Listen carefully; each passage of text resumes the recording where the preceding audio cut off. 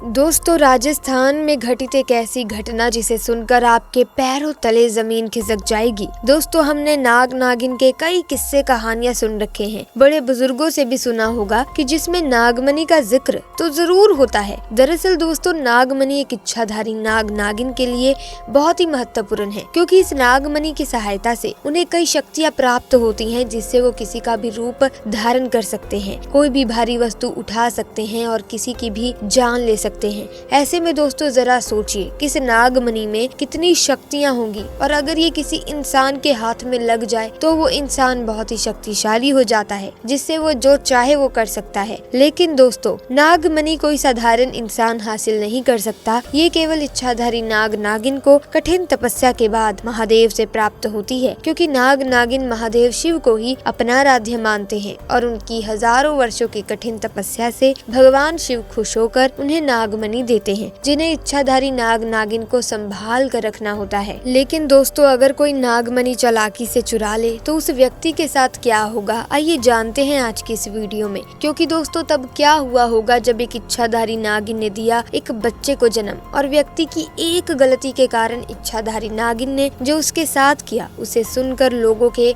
होश उड़ गए। दोस्तों, ये चमत्कारी घटना है राजस्थान के एक छोटे से गांव चंदेला गांव की। दरअसल ये घटना घटित हुई चंदेला गांव के मुखिया और वहां के सबसे धनी इंसान सागर के साथ। सागर करीब आज से 5 साल पहले एक साधारण एवं गरीब व्यक्ति का जीवन व्यतीत करते आ रहे थे। वो अक्सर जंगल में अपनी बकरियां चराने के लिए जाया करते थे। एक दिन बकरी चराते चराते वो जंगल के थोड़ा अंदर निकल गए। उसी जंगल में एक इच्छाधारी नागिन अपने नाग के साथ एक विशाल पेड़ के पास रहा करती थी। वो नागिन गर्भवती थी। शाम का वक्त था और सागर जब उस पेड़ के पास से गुजरा तो उसे वहाँ एक तेज चमकती चीज दिखाई दी, परंतु साथ ही वो दोनों नाग नागिन भी वहीं थे। उन्हें देख वो थोड़ा सा डर गया और तुरंत ही वहाँ से जल्दी से घर की ओर भागा। सागर इतना घबराया हुआ था कि उस समय तो उसने पीछे मुड़कर तक नहीं देखा, परंतु उस रात उसके ध्यान में वो चीज जो चमक रही थी वो बार बार आ रही थी। वो इतना तो समझ गया था कि वो हो ना हो बहुत ही मूल्यवान चीज थी, और अगर वो मुझे मिल गई तो मैं भी धनवान हो जाऊंगा। परंतु सबसे बड़ी मुसीबत थी वो दोनों नाग नागिन। अगले दिन वो वापस जंगल उसी पेड़ वाले स्थान पर गया और कुछ दूर खड़े रहकर छिपकर उस पेड़ के पास रह रहे नाग नागिन को देखने लगा। कुछ देर देखने के बाद उसने ध्यान दिया कि नागिन तो गर्भवती है। वो उस रात घर आकर सोचने लगा कि ये अच्छा मौका होगा जब नागिन अपने बच्चे को जन्म देगी, तभी वो नागमणि चोरी कर लेगा, क्योंकि उस समय नागिन कमजोर होगी, बस नाग को मारना होगा। दोस्तों, कहते हैं कि अगर किसी नाग के मुंह की तरफ गोबर मार दिया जाए तो वो अपना होश खो बैठता है। अब सागर हर रोज गोबर लेकर उस विशाल पेड़ के पास छुपकर सही मौके का इंतजार करने लगा। एक दिन वो मौका भी आया जब नागिन अपने बच्चे को जन्म देने वाली थी। तभी चुपके से सागर ने नाग के मुंह की तरफ तेजी से गोबर मारा और फिर एक बड़ा पत्थर उठाकर नाग को मार डाला।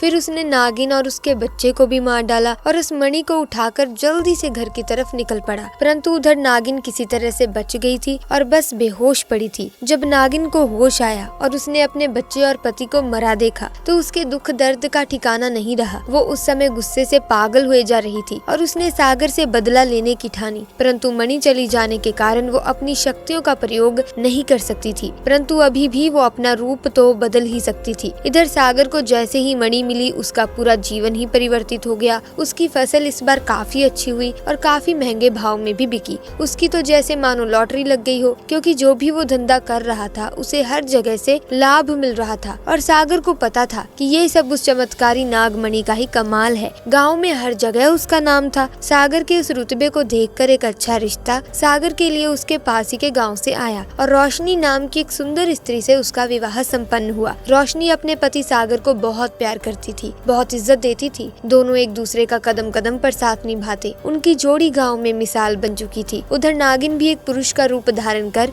जगत नाम से सागर के यहाँ उसका मुंशी बन गया। सागर का विश्वास जीतने लगा। सागर भी जगत के व्यवहार और वफादारी को देख उसे अपने भाई समान ही मानने लगा। एक दिन रोशनी अपने पति सागर के पास आती है और बताती है कि तुम पिता बनने वाले हो, मैं गर्भवती हूँ। ये सुन सागर की खुशी का ठिकाना नहीं रहा। उस दिन वो खुद अपने मुंशी जगत के पास गया और बोला कि देखो जगत, मेरा कोई भाई नहीं है, परंतु जब से तुम्हारा साथ मिला है तुम मेरे सगे भाई से कहीं अधिक बन चुके हो। आज मैं बहुत खुश हूँ, इसलिए आज मैं अपनी पत्नी और तुम्हें एक खास जगह ले जाना चाहता हूँ, क्योंकि मेरा इस दुनिया में तुम लोगों के सिवा कोई नहीं है और वो अपनी पत्नी और जगत को कार में बिठाकर गांव के कोने में ले जाकर कार एक छोटी सी कुटिया के सामने रोकता है और बताता है कि जब वो छोटा था तब इसी कुटिया में उसकी माँ की जान उसे जन्म देते ही चली गई थी। उसके पिता तो पहले ही गुजर चुके थे। तब एक बूढ़े बाबा ने उसकी माँ को वहीं दफना दिया था और फिर सागर को उसी बूढ़े बाबा ने पाला था। सागर बताता है कि जब भी उसके साथ कोई बुरी घटना होती है या वो बहुत ज्यादा दुखी होता है तो बस वो इसी कुटिया के पास चला आता है। यहाँ उसे एक अनोखा सुकून मिलता है। सागर आगे बताता है कि आज तुम दोनों को मैं इसीलिए यहाँ लाया हूँ क्योंकि तुम दोनों अब मेरी जिंदगी का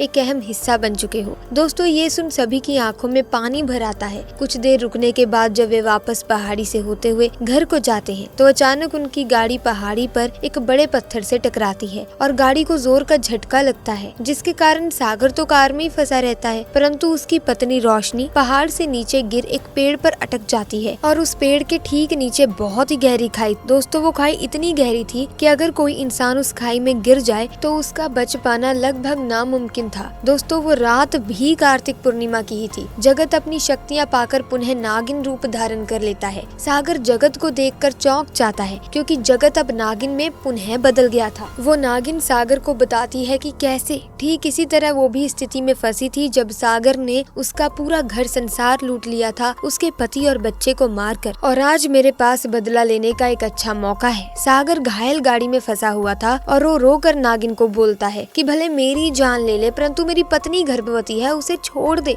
परंतु तभी उस नागिन को अपनी वही स्थिति याद आती है कि क्या होता है जब कोई अपना छिन जाता है। ये जिंदगी का सबसे बड़ा दुख होता है। नागिन ने सागर का उसकी पत्नी के प्रति सच्चा प्यार देख उसे माफ कर दिया और उसकी पत्नी को पेड़ से निकाल बचा लिया था तथा दोनों को हॉस्पिटल छोड़ खुद वापस जंगल में उसी विशाल पेड़ के पास चली गई। जब सागर हॉस्पिटल से स्वस्थ होकर अपनी पत्नी के साथ घर वापस लौटा तो उसे अपनी गलती का एहसास हुआ और उसने जाना कि उसने कितनी बड़ी गलती करी है। वो नागमणि को लेकर उसी विशाल पेड़ के पास गया और उस पेड़ के पास उस नागमणि को रख फूट फूट कर रोने लगा और शाम को घर वापस आ गया। दोस्तों कभी कभी इंसान लालच में इतनी बड़ी गलती कर बैठता है कि फिर उस गलती को कभी भी ठीक किया ही नहीं जा सकता, बस अंत में पछतावा ही रह जाता है। आपकी इस घटना के बारे में क्या राय है हमें कमेंट सेक्शन में जरूर बताना। साथ ही इस वीडियो को लाइक करें, शेयर करें और अगर आपने अभी तक हमारे चैनल को सब्सक्राइब ही नहीं किया है तो जल्दी से सब्सक्राइब करके बेल आइकन को प्रेस करें ताकि आने वाली वीडियोस की अपडेट आपको मिलती रहे। आपका बहुत बहुत धन्यवाद।